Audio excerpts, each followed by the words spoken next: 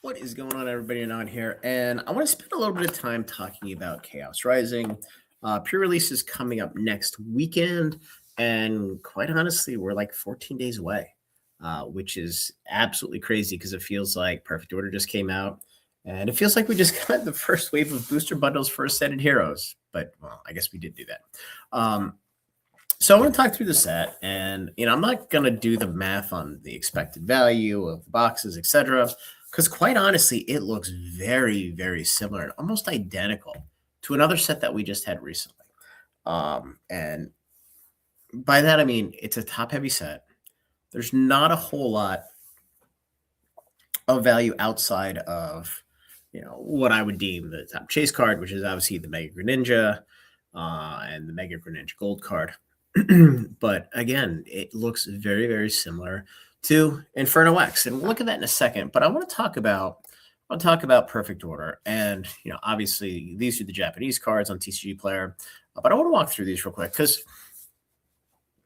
while Perfect Order didn't have the best reception, because quite honestly, all of us are absolutely freaking spoiled right now because the sets that the Pokemon company's been putting out are absolute bangers. Yeah, this is a decent set. So you have the Mega Zygarde, the Meowth, Rose's Encouragement, Mega Clefable, Starmie. Quite honestly, this set actually reminds me a little bit of kind of cross between Paradox Rift and Temporal Forces, where there's like one card that was kind of the chase card to start, and then it fell behind, and then things start to flip flop, and next thing you know, 12 months from now, every card in the set's going to start to move up because given the fact that it didn't have the warmest reception, probably not going to get a whole lot of reprints, at least booster boxes, and potentially not really in general. So I think the overall ability to hit cards in this set is quite honestly superior to Inferno X or Phantasmal Flames and Ninja Spinner in Japanese, which is our Chaos Rising. So if we look at Inferno X, and again, I'm going to talk about the Japanese version, we have the Mega Charizard, obviously a huge card. We have the Mega Charizard Gold card, another huge card. After that, it's a bunch of garbage. The Oricorio isn't in the regular set in English because it is in the Mega Charizard Ultra Premium Collection, which, by the way, is over $250, in case you haven't been paying attention. And then after that, it's all garbage. I mean, you have the Super Rare Mega Charizard, which is kind of whatever. And then you have like an $11 Sharpedo. And again, it's a bunch of junk. And you get 10 cards in, 15 cards in, you're $2. So if we look at Ninja Spinner, and obviously nobody's going to confuse Mega Greninja for Mega Charizard, right? However, nobody's going to confuse Mega Greninja for Mega Zygarde. Mega Greninja, it is a well-known chase card. It's a love Pokemon. And as we've seen recently with Twilight Masquerade, people are going to chase the card. And the Greninja and Twilight in Temple. Jesus Christ. No, it is Twilight Masquerade. North of $300. This Mega Greninja out of the gate in English it's probably going to push $500-600. It could potentially push higher, and the reason for that is there's going to be a lot of funds concentrated on this set, and they're going to push the sealed product up, and I think quite honestly they're probably going to push the Greninja up as a chase. And even though it's a small set, there are not that many Greninja SIRs or any individual SIR being printed in these sets. I mean, 40,000, 50,000. You can start to do the math. It's not an absolutely crazy number, especially at what the hit rates are more recently. So that being said, let's go to the English version here. Let's see. And we'll just take a look at singles real quick. Priced high to low. So, again, in English, you have the Mega Charizard through the roof, the Gold Charizard, a couple $100, and then it falls off a cliff. Everything is garbage. Let's go to Mega 3.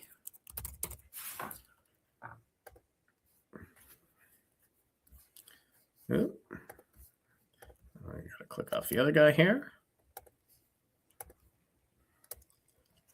You have the Meowth at $175.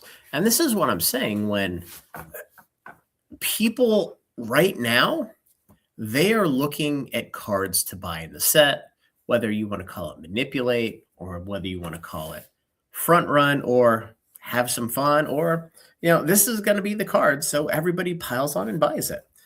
You have the Meowth at 175. The two guards are fine. Clefable, look, you have 53 listings, 43 listings. The Starmate, $70.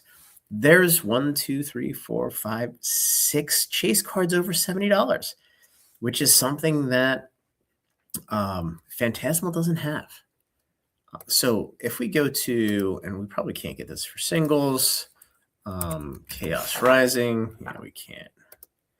Got to go to sealed for that. Oop.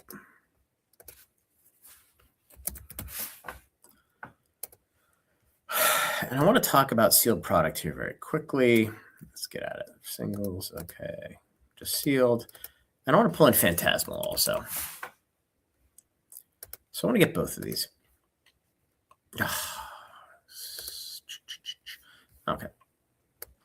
And the reason I want to do this is if we look at the booster boxes specifically,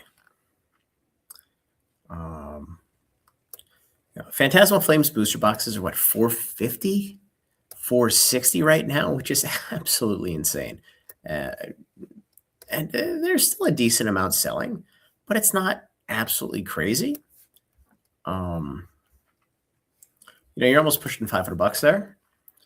But if you look at Chaos Rising, and I will find the box here short. There we go. Chaos Rising booster boxes are pre-selling from MVP for $237. I don't see a world, given what we've seen with the recent waived releases, because Perfect Order came out in March. We have no idea when Wave 2 is going to land for the booster boxes. I ask every single day. I am told every single day to shut the fuck up. They'll be here when they be here. So I'm guessing we're going to get the first wave of Chaos Rising here in a couple weeks. And the second wave is probably not going to land until damn close to Pitch Black coming out, which is terrifying because they're most likely printing these in the exact same location. Maybe not. But this is really going to perform, in my view, very similar to what Phantasmal Flames did. The total amount of booster boxes coming out is very similar to Phantasmal Flames. And again, you have the Mega Greninja Chase and nothing else. People are going to push the card to $500, $600, $700. And it's just going to happen. And people are going to rip it, and they're going to rip it to chase that. One thing I want to mention is anybody out there who has a store, online shop, anything at all, any sort of distro access, you guys all know that the pre-orders for Perfect Order were extremely light, uncharacteristically light for anything we've seen for well over a year. Probably Stellar Crown was the last set that rivaled how light Perfect Order was, and that was a different generation at this point. But the Chaos Rising pre-orders are more than double Perfect Order. I didn't sell out of Perfect Order booster boxes because people weren't super interested, and that's at a healthy discount to market. That's sub $200 a box to our subs. Chaos Rising, everything sold out in a day. The most cases that I've had ever, and they all sold out in a day. At the same price, just a little bit under $200. So the demand for Chaos Rising is here. It's healthy. I think the world is kind of sitting here waiting to see what's going to happen. But I'm just telling you guys, in my opinion, I see this set performing very, very similarly to what we saw with Phantasmal Flames. Now, I have zero expectations that the Mega Greninja is going to outpace Mega Charizard, but it could be 2/3 of what Charizard is, could be 3/4 of what Charizard is, depending.